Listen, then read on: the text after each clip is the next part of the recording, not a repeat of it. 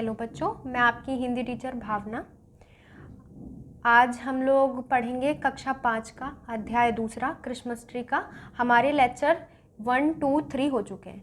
First और second में हम लोगों ने पढ़ा था भारत माँ का स्वर्ग वाली बात, और हमने लेक्चर 3 में पढ़ा है क्या कि क्रिसमस ट्री के बारे में, कि कैसे बॉनी ट्री ने वो काटा, वो गिरा और वहाँ पर एक पौधा मिला मासूमियत का, और इस तरीके से हमने क्रिसमस मनाया। अब मैंने आपको गृह कार्य दिया था। गृह कार्य में मैंने आपसे कहा था कि आप सब लोग प्रश्न उत्तर ढूंढ के लेकर आएंगे। प्रश्न तो आपको किताबों से मिल गए होंगे, अब आप उनके उत्तर लाए हैं कि नहीं ये मैं देखती हूँ। तो आप सबके सब जल्दी जल्दी अपनी किताबें निकालो और किताबों में पेज नंबर 11 निकाल लो। 11 और 10, पहले 10 वाला करते हैं। तो 10वें पेज पे आपको दिखेंगे आपका अभ्यास। तो आप अपने अभ्यास में प्रश्न उत्तर खुद ढूंढ के लेकर आए होंगे, उनके उत्तर मुझे बताएंगे, ठीक है। तो पहले हम लोग प्रश्न पढ़ना प्रारंभ करते हैं। तो अपनी अपनी किताबें आप लोगों ने निकाल ली होंगी। अब किताबें निकालने के बाद अभ्यास का प्रथम प्रश्न पढ़िए। प्रथम प्रश्न में क्या लिखा हुआ है? क्रिसमस का त्यौहार किस धर्म में मनाया जाता है? सोचो सोचो, हमने जब शुरुआत की थी ये कहानी पढ़ने की, तो कहानी के प्रथम बार में ही हमें पता लग गया था कि ये धर्म ईसाई धर्म में ये त्यौहार मनाया जाता है। और जब हमने पढ़ा कि ईसाई धर्म में त्यौहार मनाया जाता है, तो फिर हमने धर्म को जाना, कैसे कैसे धर्म होते हैं। आप सभी लोग अब अपनी किताबें निकालिए जिसमें आप लोग लिखेंगे कि उत्तर कैसे लिखने हैं। और उत्तरों में कोई भी ऐसा नहीं करेगा जल्दबाजी में ईसाई धर्म लिख देगा, और कोई भी चालाकी नहीं दिखाएगा कि किताबें ना निकाल कर सिर्फ देखे। तो सब अपनी अपनी किताबें निकालिए और उसमें लिखिए। चलिए तो शुरुआत करते हैं। तो पहला क्या प्रश्न है हमारा? क्रिसमस का त्यौहार किस धर्म में मनाया जाता है? प्रश्न आप लोग बाद में लिख लीजिएगा, पहले मेरे साथ साथ उत्तर लिख लीजिए। लिखिए क्रिसमस। क्रिसमस का त्यौहार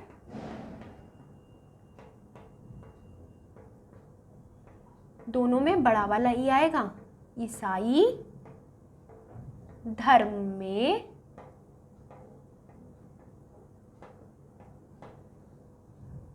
मनाया जाता है। वेरी गुड, आप तो सही उत्तर ढूंढ के ले आए। अब मैं बात करती हूँ दूसरे उत्तर की। चलिए पढ़िए। क्रिसमस का त्यौहार कब और क्यों मनाया जाता है? जब हम लोग पढ़ रहे थे तब हमने इसका जवाब ढूंढ लिया था। अब आप बताइए क्रिसमस का त्यौहार कब और क्यों मनाया जाता है? जब हमने ये कहानी अंत तक पढ़ी थी तब हमें पता लगा था कि इसमें किसी का जन्मदिन होता है तब मनाया जाता है। अब किसका होता है ये आप सोचिए सोचिए, अरे थोड़ा सा जोर डालिए, आपको पता लग जाएगा। या नहीं पता लगा तो अपनी अपनी किताबों में पीछे जाइए और बिल्कुल अंतिम वाला अध्याय निकाल के, बिल्कुल अंतिम का पोर्शन निकाल के आप उसे पढ़ लीजिए। और पढ़ते वक्त बताइए मुझे क्या लिखा था। मिला? चलिए, नहीं मिला या फिर मिल गया तो मैं अब आपको बताती हूँ क्या है। लिखिए सबके सब, क्रिसमस का त्यौहार क्यों मनाया जाता है? क्रिसमस का त्यौहार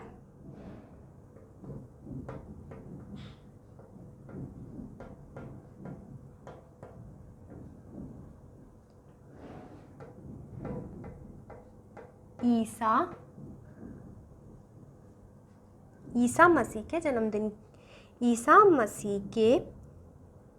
जन्मदिन के पर्व पर मनाया जाता है। लिखिए ईसा मसीह, ये मात्रा है इधर की ओर।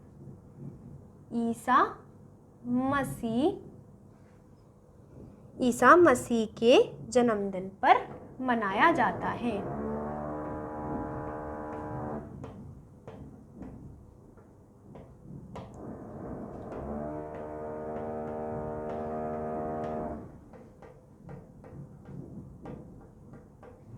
तो आपने दूसरा भी उत्तर ढूंढ लिया, वेरी गुड। अब हम बात करते हैं तीसरे उत्तर की। ध्यान से पढ़िएगा। जर्मनी में लोग रात्रि में कैसे और क्यों बलि देते हैं? क्यों बलि देते हैं? मैंने बताया था हम लोग क्यों बलि देते हैं जब मैंने अर्थ समझाया था पूरी कविता के। तो मैंने बताया था कि बलि क्यों दी जाती है, जब हमें कोई चीज़ चाहिए होती है, या फिर आप मम्मी से कहते हो ना, मम्मी आप मेरा ये काम कर दो, मैं आपका ये काम कर दूंगा। तो उसी तरीके से यानी एक चीज़ की उसमें बलि यानी दान देना या फिर त्याग देना, यानी हम किसी चीज़ का त्याग देते हैं और फिर करते हैं। जैसे कि मम्मी आप मेरे को फ़ोन दिला दो, मैं पढ़ाई कर लूँगा। तो इस तरीके से देते हैं। तो अब आप इसे लिखेंगे कैसे? क्या लिखा है उसमें?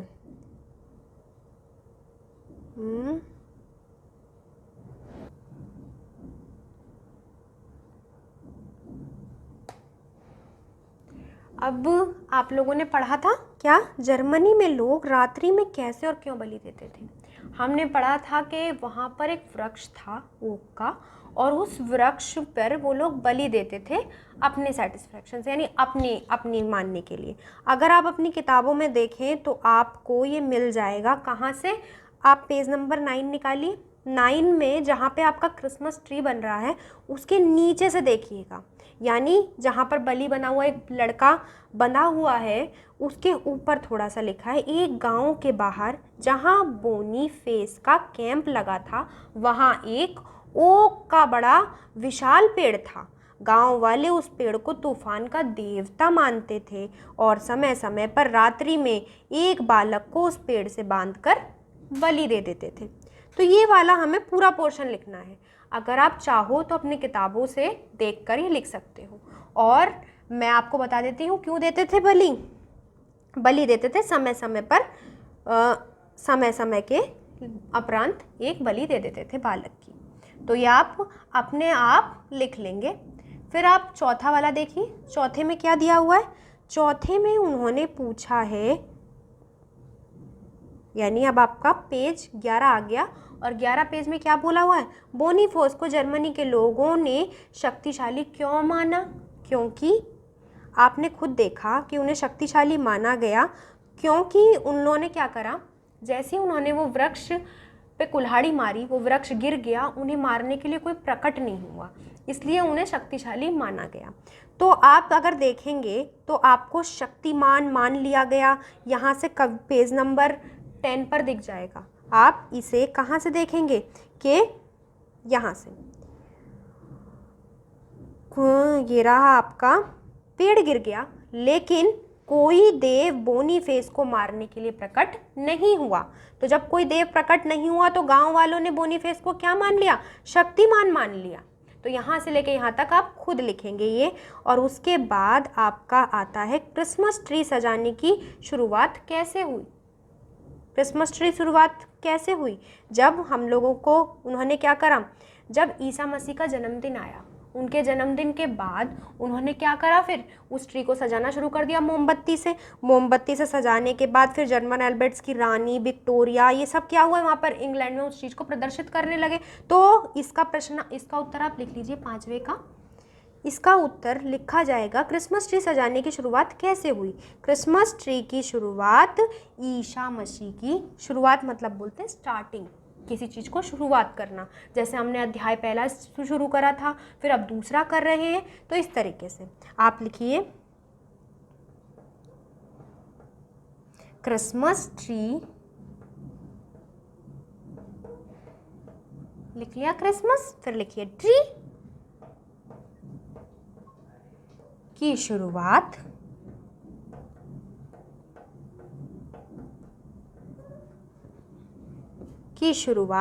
कब हुई थी?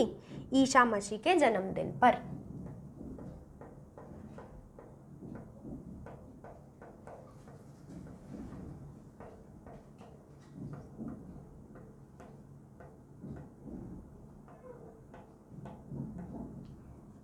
आप सब लोग भी अपने बर्थडे पे खूब अच्छा सजा कर तब अपना बर्थडे सेलिब्रेट करते होंगे। तो इसी तरीके से उनके जन्मदिन पर उन्होंने वो पेड़ सजाया और फिर खूब अच्छे से एंजॉय किया। हमने 5वां प्रश्न पढ़ा था, क्रिसमस ट्री सजाने की शुरुआत कैसे हुई? क्रिसमस ट्री की शुरुआत ईसा मसीह के जन्मदिन पर हुई। अब आप लोग प्रश्न छठा पढ़ें। छठे प्रश्न में क्या लिखा है? छठे प्रश्न में लिखा है क्रिसमस ट्री विश्व को कहाँ की देन है? तो जब हम लोगों ने कहानी पढ़ी थी तो कहानी के बिल्कुल अंतिम लाइन में लिखा हुआ है क्या? इस प्रकार क्रिसमस ट्री पूरे विश्व में जर्मनी का एक उपहार है। तो कहाँ से हुई? जर्मनी से हुई। तो आप लिखिए क्रिसमस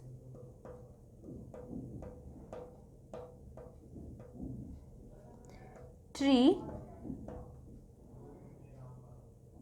विश्व को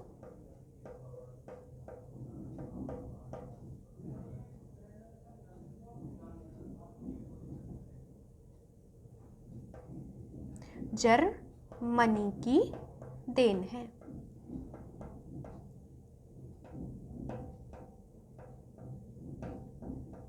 तो आपके प्रश्न उत्तर पूरे हुए। आप सबने ये नोट डाउन कर लिए होंगे, लिख लिए होंगे अच्छे से, और लिखने के बाद तीसरा और चौथा जो मैंने छोड़ा था वो पेज नंबर मैंने आपको बताए थे, पेज नंबर 9 में चौथा वाला आपका बिल्कुल जहाँ पे पेड़ बन रहा है उसके नीचे और बलि देते हुए बच्चे के ऊपर, वहाँ से आपको लिखना है। कहाँ से?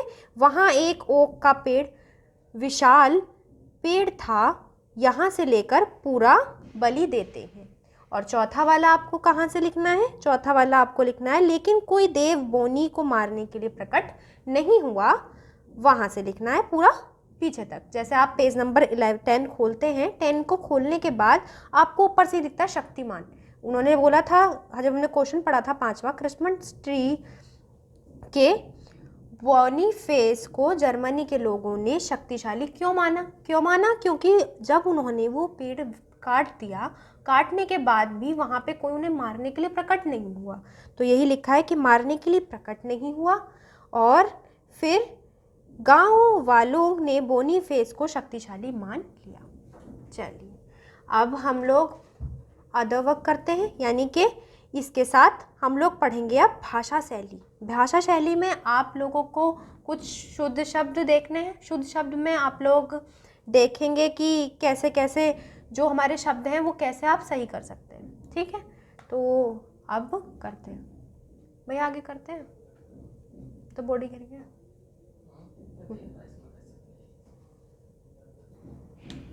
तो अब हमने चैप्टर का अभ्यास कर लिया, अब हम पढ़ेंगे भाषा शैली।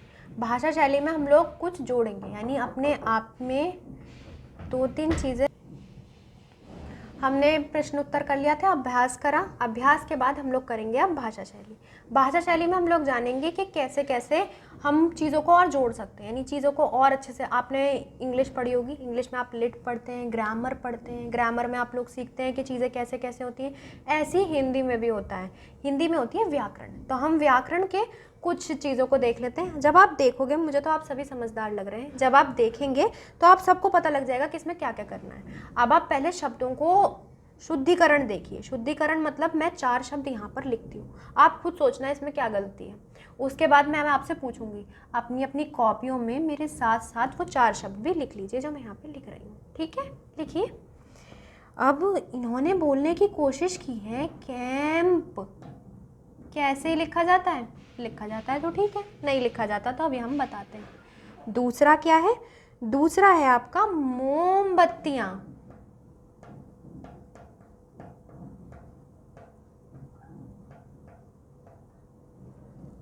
मोमबत्तियाँ, इन्होंने एक ता और बना रखा है यहाँ पर। चलिए मैं यहाँ से बता देती हूँ आपको, नीचे लिख देती हूँ इसके, मोमबत्तियाँ,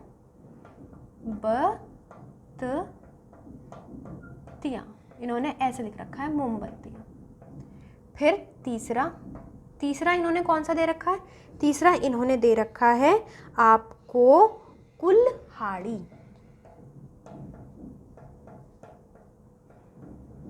और इन्होंने आपको चौथा दे रखा है ईसाई। पढ़ो क्या गलती है इनमें, और पढ़ के मुझे बताओ कि इसे हम लोग कैसे सही कर सकते हैं और कैसे बता सकते हैं कि इसमें क्या गलती है। पढ़ो, कैंप, मोमबत्तियाँ, कुल्हाड़ी, ईसाई, ऐसे लिखा जाता है क्या? इसमें तो मुझे गलत लग रहा है, आपको भी गलत लगेगा। जब हम लोग कैंप पढ़ते हैं तो उसमें जो माँ होता है वो ऊपर आ जाता है, कैंप, और मोमबत्तियों में आधा तय भी आता है और तब आता है। तो यानी कि कैसे बनेगा? मोम, बे, आधा तय, फिर तय, फिर छोटी की मात्रा और फिर या, मोमबत्तियाँ। तो इन्होंने ता आधा नहीं लिखा, माँ आधा नहीं लिखा। अब हम देखेंगे कुल्हाड़ी, तो कुल्हाड़ी लिखते हैं, कुल लिखते हैं पहले, फिर हाड़ी। अब ईसाई देखो आप, ईसाई में जो ई बनता है दोनों में बड़ा बनता है, इन्होंने बड़ा नहीं बनाया, तो हम बोलेंगे आपको कुछ नहीं आता, हमें पता है ईसाई ऐसे लिखते हैं।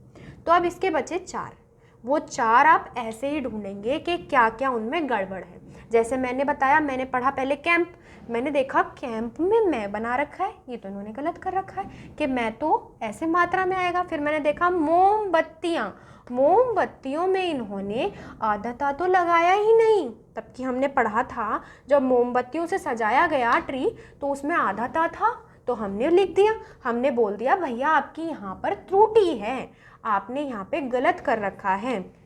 ऐसी कुल्हाड़ी, कुल्हाड़ी में ड की मात्रा ई की इधर आनी थी, इन्होंने इधर चढ़ा दी, इन्हें कुछ नहीं आता, ये बुद्धू है।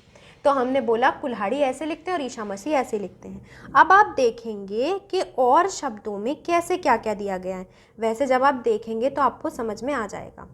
और शब्द क्या है? जन्मदिन, जन्मदिन में इन्होंने ठीक लिख रखा है, इन्होंने लिख रखा है छठे में बांध कर, इन्होंने दिया है जैसे कि बांध कर, तो हम बांध कर ऐसे लिखते हैं, बांध कर। तो यानी कि तो आप लोगों ने ये 4 वर्ड देख लिए। 4 वर्ड देखने के बाद आप समझ गए कैसे आपको कॉपियों पे करना है, यानी कि आपको अपनी किताब को कैसे सजाना है, कैसे पढ़ना है। अब उसके बाद मैं आपको 4 शब्द इसमें दिखाती हूँ। आप देखिए, जन्मदिन, जन्मदिन ऐसे ही लिखा जाएगा। उसके बाद इन्होंने बोला है बलिदान, बलिदान में इन्होंने पूरा माँ बनाया है, तब कि हमने पढ़ा था क्या कि बलिदान में वो बांध कर में कि हमने आधा ध ऊपर आता है, यानी बांध कर। तो ये बोल रहे हैं कि बांध कर ऐसे लिखा जाता है। इनके कहने का हिसाब है न पूरा आता है, लेकिन हमारे हिसाब से आता है, तो इन्हें पता नहीं है, ये गलत है। तो इसी प्रकार आप देखोगे तूफान, तूफान में बड़े ऊ की मात्रा आएगी, इन्होंने लगा रखी छोटे ऊ की, जो कि गलत है, तो आप बड़े ऊ की लगा दीजिए तो वो सही हो जाएगा। तो आप ऐसे लिखेंगे तूफान छोटे ऊ की मात्रा के साथ, फिर बड़े ऊ की मात्रा के साथ तूफान। फिर ऐसे ही आपने देखा बलि, बलि में इन्होंने कौन सी मात्रा चढ़ा रखी है? बड़ी ई की, और बलि में कौन सी मात्रा आती है? छोटी ई की। तो आप उसे भी त्रुटि कहकर कि ये आपकी त्रुटि है, तो उस त्रुटि पे डंडा खींचकर और आप लिख दोगे बलि में छोटी की मात्रा आती है। जैसे कि मैंने आपको बताया, लास्ट वाला है आपका 8वां, आप 8वें तक आ जाएंगे तब लिखेंगे कि इनका बलि ऐसा है। नहीं भैया, आप गलत कह रहे हैं, बलि ऐसे लिखा जाता है। हो गया? मैं स्टॉप कर दूँ। तो हम लोग व्याकरण पढ़ रहे थे। व्याकरण में हमने भाषा शैली में अभी तक शुद्ध करना सीखा शब्दों को, आपने शुद्ध करना सीख लिया। मात्राओं की पहचान करी कि किस प्रकार मात्राएं चढ़ती हैं। आपने बताया कि बलि में बड़ी की मात्रा नहीं आती, छोटी की आती है, जैसे दिन में आती है। दिन में अगर मैं दिन ऐसे लिख दूं तो क्या ये सही है? ये सही नहीं है। मैं बोलूँगी ये तो दीन हो गया, दीन, और मुझे चाहिए क्या? दिन। तो इसी प्रकार हमने वो चीज़ें अच्छे से करी। तो अब हम लोग पढ़ेंगे निम्नलिखित शब्दों में विलोम शब्द। विलोम शब्द आप लोगों ने पढ़े होंगे, यानी कि एक शब्द का उल्टा, विपरीत। जैसे मैं बोलूँ रात तो आप बोल दोगे दिन, मैं बोल दूँ गोरा आप बोल दोगे काला। इसी प्रकार आपके 2 शब्द अलग अलग आप कर सकते हैं। अब हमारे को जो विलोम शब्द दिए गए हैं हम वो देखते हैं। इन्होंने बोला हर्ष, हर्ष मतलब क्या होता है? हर्ष मतलब होता है उल्लास, कि क्या आपको किसी चीज़ का क्या हो रहा है कि भैया मुझे बहुत ज़्यादा खुशी हो रही है, मुझे खुशी हो रही है, मुझे खुशी हो रही है। तो आप क्या करोगे, उन शब्द को अपने आप लिखोगे। मैं यहाँ पे आपको उसके अर्थ बताती हूँ। हर्ष मतलब क्या हो गया? उल्लास, मुझे बहुत ज़्यादा खुशी है। तो उसका उल्टा क्या होगा विलोम शब्द? दुख। मुझे दुख है। अगर आपके पास दो फेस हैं कि एक स्माइली और एक सैड, तो ये क्या है, ये इसका विलोम शब्द है, यानी उल्टा, विपरीत। अब इन्होंने बाद में बोला दूसरे शब्द में, पढ़िए सबके सब आराम से, और पढ़ते वक्त इन्होंने क्या बोला है, प्यार। प्यार, अगर मुझे किसी से प्यार है तो आप क्या बोलोगे, अच्छा प्यार। आप बोलोगे कि ये तुझे प्यार है, मुझे क्या है, मुझे तो नफ़रत है। तो यानी कि नफ़रत। नफ़रत मतलब प्यार ना करना। जैसे आप कहते होंगे मम्मी से कि बड़े बच्चे से तो बहुत ज़्यादा प्यार करती हो मम्मी, मुझसे नफ़रत करती हो क्या, ऐसे करते हुए कि नफ़रत। अब आप देखिए और दूसरा शब्द, उसमें क्या दिया हुआ है, विशाल। विशाल मतलब बड़ा। तो जब मैंने विशाल मतलब बड़ा बोला तो उसका क्या होगा, छोटा। छोटा यानी बड़ा, छोटा यानी छोटा हो जाए। अब उसके बाद क्या है, मामूली। ये तो मामूली सी बात है, मैं तो ये कर देता हूँ। अगर मेरे लिए मामूली है तो मेरे लिए दूसरी बात क्या होगी, कठिन। यानी कि मेरे लिए दूसरी बात क्या होगी, कठिन। तो मामूली, कठिन। भैया मेरे लिए तो बहुत कठिन है, तेरे लिए तो मामूली है, मुझे तो करना पड़ेगा, मुझे तो बहुत बहुत मेहनत करनी पड़ेगी। अब अगर मैं बात करूं शक्तिमान, मैं तो बहुत ज़्यादा शक्तिमान हूं, तो मैं क्या हूं, कमज़ोर। दूसरा वाला क्या है, मैं तो भैया, ये बोल रहा है मैं तो शक्तिशाली हूँ, ये बोल रहा है मैं तो कमज़ोर हूँ, तो यानी मैं क्या हूँ, कमज़ोर। इसी प्रकार आप देखिए, आपने 5 लिख ली, 5 के बाद आप देखिए 6। 6th में आपको क्या दिया हुआ है, 6th में आपको दिया हुआ रात्रि। रात्रि मतलब रात, हमने बोला था रात दिन, तो उसी प्रकार दिन। आपने सब विलोम शब्द पढ़े। अब मैं उन विलोम शब्द को आपको एक बार और दोहरा देती हूँ। आप देखो, मैंने बोला क्या, हर्ष, तो आपने बोला दुख, यानी मुझे खुशी हो रही है, तो आप कह रहे नहीं भैया दुख हो रहा है। इसी प्रकार प्यार, नफरत, विशाल, छोटा, मामूली, कठिन, और शक्तिशाली, कमज़ोर, और रात, रात्रि, दिन, ये हो गए आपके विलोम शब्द। अब आप ये लोग आपने नोट डाउन कर लिए होंगे। अब आप देखिए पर्यायवाची। पर्यायवाची क्या होते हैं, एक ही शब्द को, अब मैं एक शब्द से तो बोलती नहीं, मैं कभी प्रेम बोल देती हूँ, कभी प्यार बोल देती हूँ, प्यारे बच्चों, दुलारे बच्चों। तो इस प्रकार से ये क्या होते हैं, ये होते हैं विलोम शब्द, यानी एक पर्यायवाची शब्द, यानी एक शब्द के कई शब्द। पर्यायवाची शब्द बहुत अच्छा है।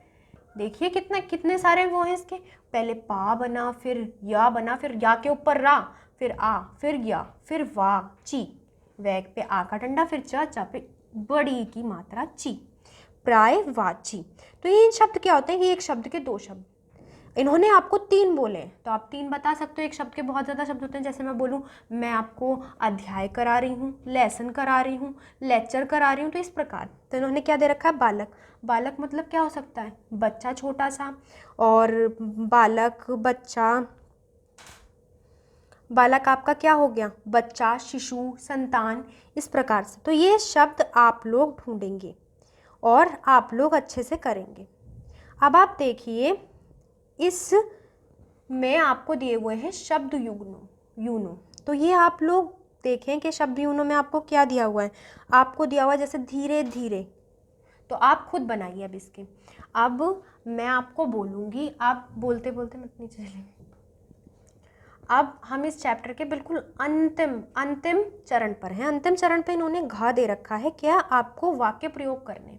तो आप वाक्य प्रयोग, वैसे तो मैंने आपको बताया है वाक्य प्रयोग कैसे करते हैं, पर आपको एक बार और देख लीजिए। अब आप शब्द देखना और आप खुद लिखना। मैं आपको बहुत धीरे धीरे धीरे धीरे बताऊंगी कि आपको कैसे लिखना है।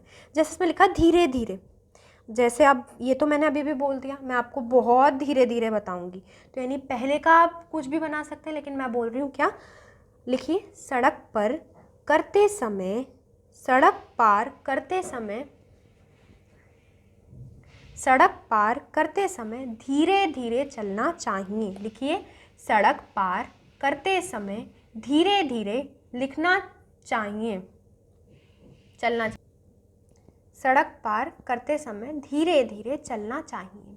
हो गया वाक्य प्रयोग। मेरा शब्द क्या था, धीरे धीरे, मैंने वो वाक्य में प्रयोग कर दिया, यानी वाक्य जो मैंने कथन किया, प्रयोग मतलब मैंने उसे इस्तेमाल कर लिया, यानी कि मैंने वो वाक्य में प्रयोग कर लिया। जैसे मैंने बोला धीरे धीरे, हमें सड़क पार करते समय धीरे धीरे चलना चाहिए। अब आप दूसरा देखिए, दूसरा क्या है, रूखा सूखा। रूखा सूखा, तो गरीब रूखा सूखा खाकर भी भूखे पेट सो जाते हैं। गरीब रूखा सूखा खाकर भी भूखे पेट सो जाते हैं। गरीब रूखा सूखा खाकर भी खाली पेट सो जाते हैं।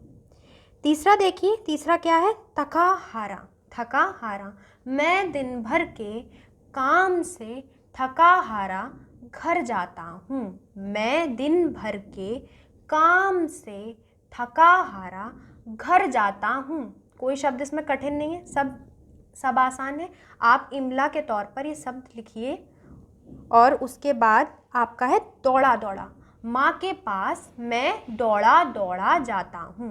माँ के पास मैं दौड़ा दौड़ा जाता हूँ। वाक्य दौड़ा दौड़ा और हमने प्रयोग कर लिया माँ के पास मैं दौड़ा दौड़ा जाता हूँ। अब आप देखिए क्या है, सहमा सहमा। वो लड़का सहमा सहमा रहता है। अगर आप लड़का नहीं लिख पा रहे हैं तो लिखिए लड़का। वह लड़का सहमा सहमा। सहमा सहमा आपको इसी में दे रखा है, सहमा सहमा, तो आप इसको लिख सकते हैं। और वाक्य क्या था आपका, सहमा सहमा, आपने उसे प्रयोग कर लिया। अब आप देखिए आपका अंतिम वाक्य क्या है, कभी कभी। कभी कभी मुझे माँ की याद ज़्यादा आती है। कभी कभी मुझे, अगर आपको ज़्यादा नहीं लिखना था तो आधा ज़य बनता है, याद है। कभी कभी मुझे माँ की याद ज़्यादा आती है। ज़ा के नीचे ऐसे एक हलंत बनता है। कभी कभी मुझे माँ की याद ज़्यादा आती है। जब आप ज़ा बोलते हैं तो आपका मुंह थोड़ा सा, टंग थोड़ी टर्न होती है, जिसके कारण ये हलंत लगता है।